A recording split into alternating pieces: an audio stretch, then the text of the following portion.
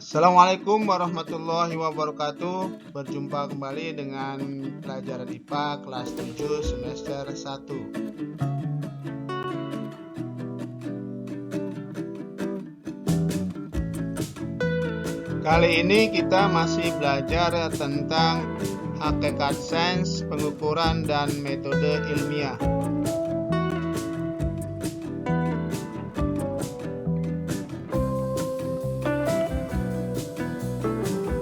Bagian yang ketiga, yaitu merancang percobaan.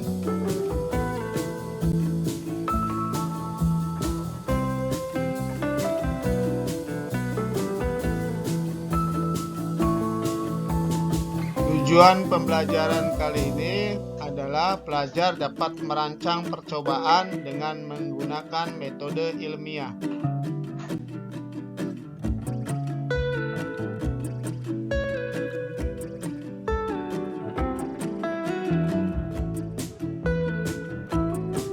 Ilmuwan sains bekerja seperti detektif dalam hal mengamati, bertanya, melakukan penyelidikan, mengumpulkan bukti-bukti, lalu menyimpulkan.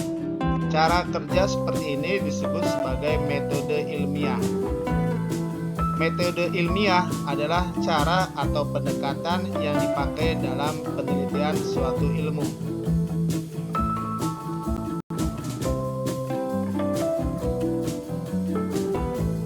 Di dalam metode ilmiah terdapat tahapan-tahapan metode ilmiah. Apa saja tahapan-tahapan metode ilmiah?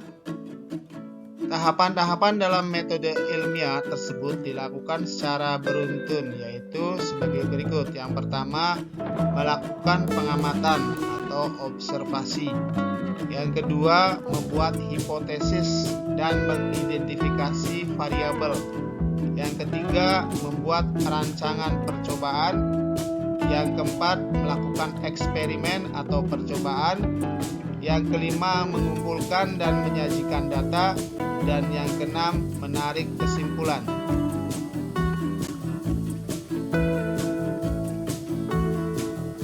Sekarang kita bahas tahapan-tahapan yang ada dalam metode ilmiah tersebut. Yang pertama, melakukan pengamatan atau observasi. Pengamatan dalam sains. Pada saat menciptakan suatu penemuan, ide para ilmuwan sains biasanya diilhami dari pengamatan yang mereka lakukan di lingkungan sekitarnya. Dari pengamatan mereka inilah muncul pertanyaan yang akan mereka teliti. Pengamatan adalah hal-hal atau kejadian yang kalian ingat. Kita menggunakan kelima indera kita untuk mengamati. Kalian bisa menggunakan indera penglihatan kalian untuk mengamati keadaan, bisa mengamati bau yang tercium di tempat yang diamati, juga bisa melakukan wawancara.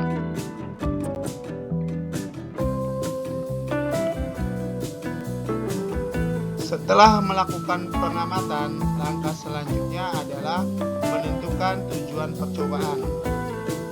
Dari pengamatan di lingkungan sekitar, maka kita menentukan dulu masalah yang akan diteliti. Dalam konteks percobaan IPA, masalah ini dapat dituliskan dalam bentuk pertanyaan atau dalam bentuk pernyataan untuk diuji, yang disebut juga dengan tujuan percobaan. Tujuan percobaan haruslah dapat diuji, dapat dilakukan, dan bukan merupakan pendapat pribadi.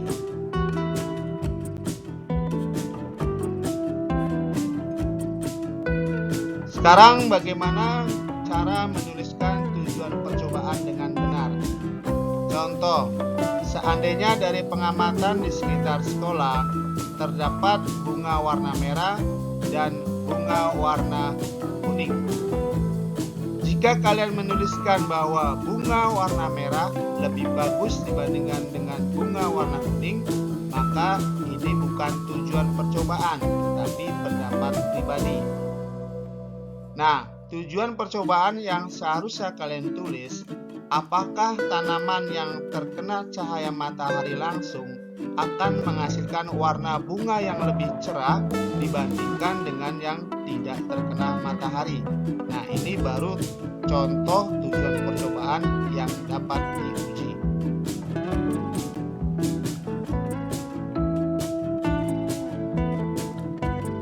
Selanjutnya, langkah yang kedua dari metode ilmiah adalah membuat hipotesis dan mengidentifikasi variabel.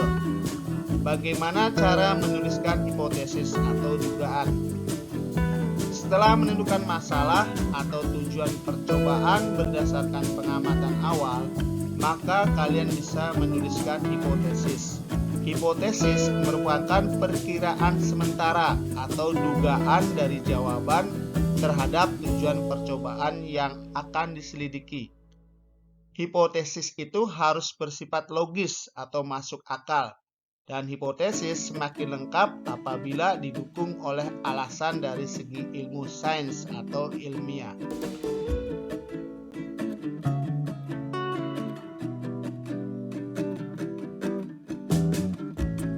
Kita lihat contohnya. Kalian perhatikan video keadaan mendung. Tentunya kalian bisa memperkirakan bahwa akan terjadi hujan, bukan? Dugaan ini kita buat berdasarkan pada pengetahuan atau pengalaman yang telah kalian miliki sebelumnya. Pada saat mendung, ada banyak uap air yang terkandung di dalam awan. Semakin banyak uap air, maka awan yang terbentuk semakin tebal, sehingga uap tersebut akan diturunkan dalam bentuk hujan. Inilah alasan ilmiahnya dari hipotesa yang kita duga bahwa akan terjadi hujan.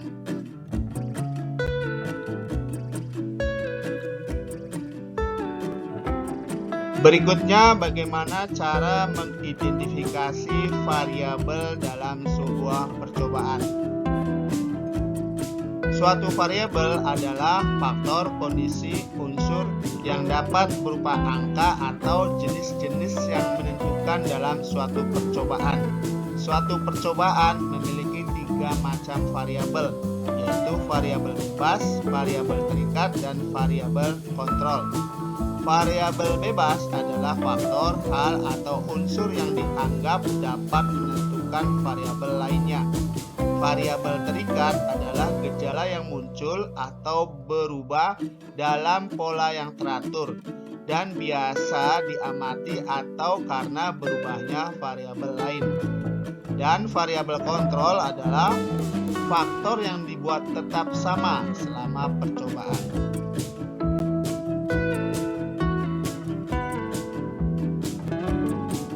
Sekarang kita lihat contoh bagaimana menentukan variabel bebas, variabel terikat, dan variabel kontrol. Di sini ada ilustrasi. Ketut akan menyelidiki jalur yang ia tempuh dalam waktu terpendek atau yang paling cepat untuk berjalan dari rumahnya ke sekolah. Misalnya ada 3 jalur berbeda, yaitu jalur 1, jalur 2, dan jalur 3. Ia akan coba semuanya. Suatu hari ia mencoba 1 jalur. Ia mengukur waktu yang ditempuh dari rumahnya ke sekolah pada tiap jalur tersebut. Karena Ketut hanya ingin mencari tahu jalur yang tercepat, maka ia sendiri yang akan berjalan menempuh setiap jalur tersebut. Pada ilustrasi tersebut, ya, di sini ada 3 jalur, maka jalur ini disebut sebagai variabel bebasnya. Karena di sini bisa kita ubah-ubah, kita mau pilih yang mana, jalur 1, 2, atau 3. Kemudian, selama berjalan menempuh dari rumah ke sekolah dibutuhkan waktu. Nah, waktu ini sebagai variabel terikatnya. Kemudian Ketut sendiri, ya, karena ini orangnya sama yang melakukan, maka Ketut ini disebut sebagai variabel kontrolnya.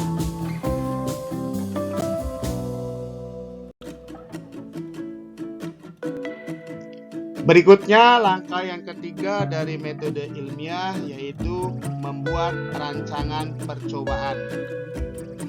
Dalam merancang percobaan, kita perlu mempersiapkan segala alat-alat dan bahan-bahan yang diperlukan dan membuat urutan langkah-langkah yang rinci yang akan dilakukan dalam percobaan tersebut agar tidak ada yang terlupakan. Urutan langkah-langkah ini disebut juga dengan prosedur percobaan.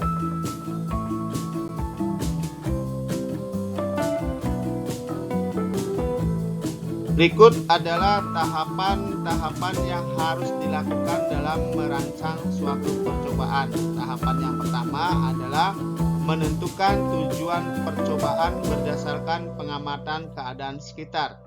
Yang kedua, menuliskan hipotesis atau dugaan sementara hasil percobaan.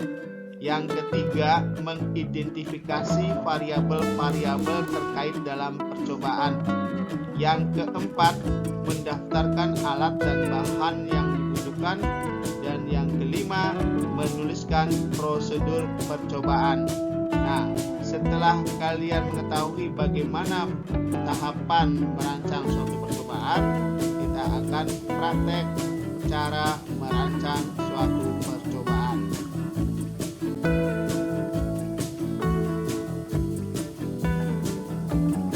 Demikian penjelasan singkat tentang bahasan merancang percobaan. Semoga bermanfaat. Terima kasih. Assalamualaikum warahmatullahi wabarakatuh.